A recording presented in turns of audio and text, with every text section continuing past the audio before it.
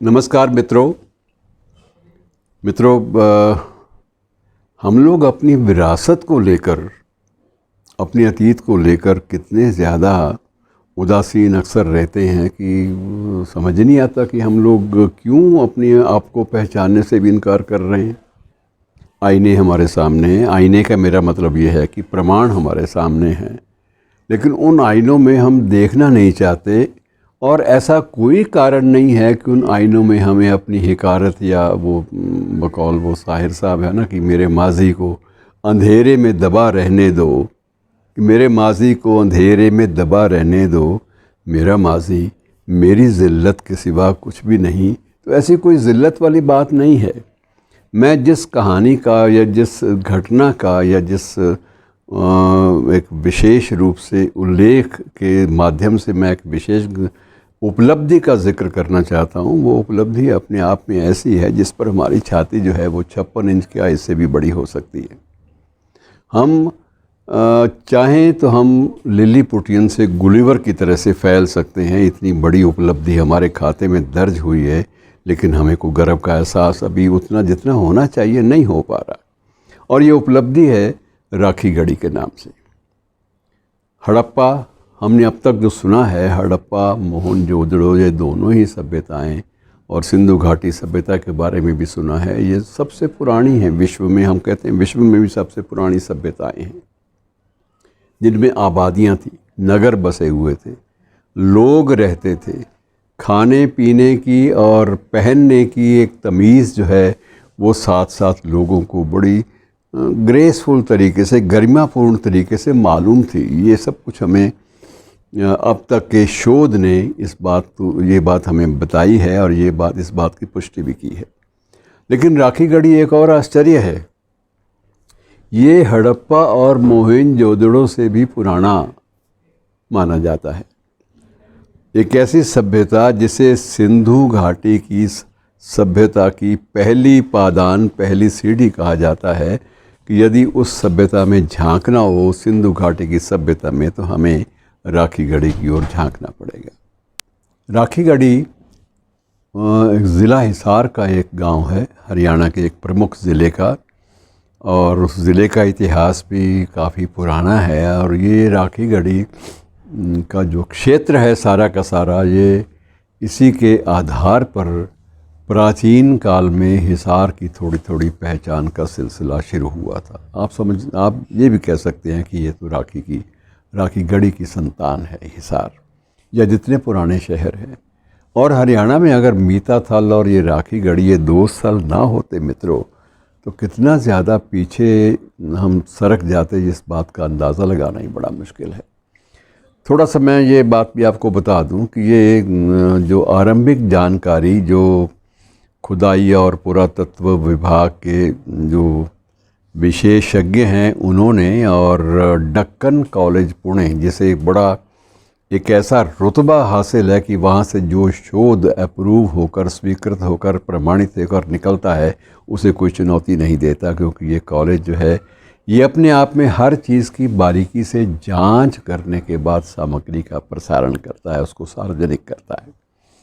और इसके अब तक हुई खुदाई और डक्कन कॉलेज पुणे में हुई जो शोध की जो प्रवृत्तियां हैं, शोध की जो प्रकृति है, उसके आधार पर निष्कर्ष ये निकले हैं कि ईसा से भी लगभग 3300 वर्ष पूर्व यहाँ जो कुछ भी था बहुत विकसित था।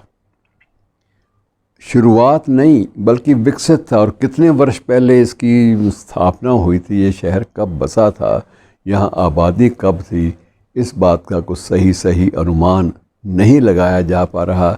लेकिन अब धीरे धीरे ये माना जा रहा है, अवश्य में ये स्वीकार कर लेना चाहिए, और ये इस बात की पुष्टि भी हो रही है कि महाभारत काल और रामायण काल, इनसे भी पहले का ये कस्बा है, ये शहर है, ये आबादी है। और उस आबादी के आधार पर बाद में जो संस्कार और जो वंश परंपरा और शासन की पद्धतियाँ और जीवन दर्शन के जो सिद्धांत रामायण और महाभारत के काल में उपजे, पनपे और आगे प्रसारित हुए, उन सब का आधार कहीं ना कहीं राखी गढ़ी से मिलता है। मित्रों, दो बातों में ये मानकर चलिए कि हम लोग बहुत ज़्यादा अपनी विरासत के प्रति, अगर कोई आरोप होता है इस बात का कि विरासत पर आपने ध्यान नहीं दिया, तो दो बातों के लिए इतिहास या जो प्राग ऐतिहासिक काल है, पुराना इतिहास है, वो दो बातों के लिए हमें जिम्मेदार ठहराएगा, जवाबदेही हमें देनी पड़ेगी। एक है सरस्वती नदी का विलुप्त हो जाना और दूसरा राखी गढ़ी।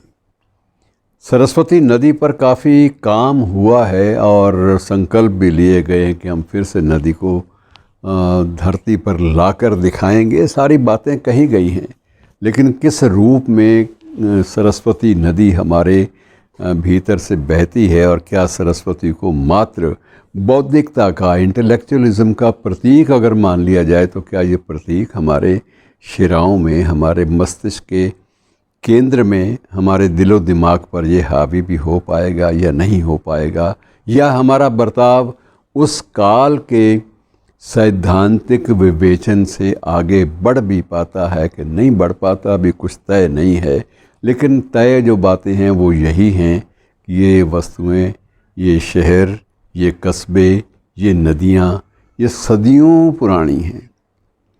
और सदियों पुरानी जब से इनका उल्लेख मिलता है, ये भी तय है, प्रमाणित हो चुका है कि तब जिस रूप में मिली थी वह रूप कोई शुरुआती दौर का रूप नहीं था, बल्कि विकसित रूप था। डेवलप्ड रूप जिसे आप कह सकते हैं ना, कि एक विकासशील विकास के मार्ग पर बढ़ता हुआ ऐसा कुछ नहीं था, बल्कि बहुत विकसित रूप में हमारे सामने जो भी प्रमाण आते हैं वो एक विकसित आबादी के आते हैं, जिस आबादी के अंदर धर्म, शास्त्र, न्याय संहिताएँ और नीति शतक, बहुत सारी बातें उसमें बाकायदा शामिल थी। और जब कृष्ण जी की गीता के माध्यम से हमने जीवन की बारीकियों को समझने का दावा किया, या वाल्मीकि रामायण के माध्यम से हमने उस समय की रामायण के जो मर्यादाएं थी उनको समझने का प्रयास किया, तो उनसे भी पहले बहुत सारी चीज़ें स्पष्ट हो चुकी थी जीवन के बारे में, जिनका अभी तक हमें कोई अता पता मालूम नहीं, क्योंकि न तो हमें को वाल्मीकि मिले इस काल को बखान करने के लिए, ना को गोस्वामी तुलसीदास मिल पाए, ना ही हमें वेद व्यास मिले, और ना ही आगे उनके शिष्य सौती वगैरह ये मिल पाए। ये लोग होते तो कदाचित राखी गढ़ी के बारे में बहुत कुछ नया हमारे सामने आ पाता, लेकिन उस काल में इनमें से कोई भी नहीं था। जो लोग थे उनके नाम ही गायब हैं। तो मित्रों, ये मैं आपको थोड़ा सा और इसके बारे में बता दूं कि ये गांव दिल्ली से लगभग 150 किलोमीटर की दूरी पर है, ज़्यादा लंबी चौड़ी मार नहीं है, और इस दूरी पर पहुंचना जो है ये भी कोई मुश्किल काम नहीं है। पहली बार यहाँ पर खुदाई का या उत्खनन का जो कार्य था वो 1963 में जाके आरंभ हुआ था। उससे पहले यहाँ हालांकि यद्यपि अंग्रेज़ भी आते रहे, शोधार्थी दूर दूर से आते रहे, लेकिन किसी का ध्यान इस तरफ गया नहीं। और जब गया 1963 के बाद, तो फिर उत्खनन के क्षेत्र में, पुरातत्व के क्षेत्र में, आर्कियोलॉजी के क्षेत्र में एक नई क्रांति की सुगबुगाहट आरंभ हो गई, और उसमें नए नए परिवर्तन हमारे सामने आ गए।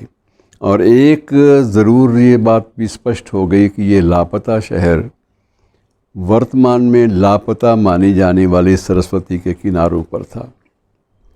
शहर भी लापता और नदी भी लापता, लेकिन अब दोनों का पता और ठौर ठिकाना मिला भी है, तो हमारे पास बहुत ज़्यादा सामग्री, इतनी ज़्यादा भी नहीं है कि हम उसको और पीछे तक, उसके मूल तक ले जा सके।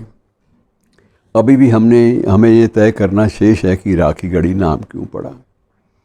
राखी एक राजकुमारी थी, उसकी एक गढ़ी थी। ये सारी कहानियाँ कल्पना के आधार पर हमें गढ़नी पड़ेंगी, यद्यपि हो सकता है कि कल्पनाएं जो हैं वो यथार्थ से भी ज़्यादा प्रमाणित हों, पुख्ता हों, लेकिन ये मामला इतना संजीदा है, इतना ज़्यादा संवेदनशील है कि इसमें एक एक कदम हमें फूंक फूंक पर और बड़े ध्यान से रखना होगा, ताकि कहीं भी ऐसा ना आए कि हमें ये लगे कि इसमें कहीं हम चूक कर गए हैं बहुत बड़ी, या चूक करते जा रहे हैं बहुत बड़ी, ये नहीं होना चाहिए।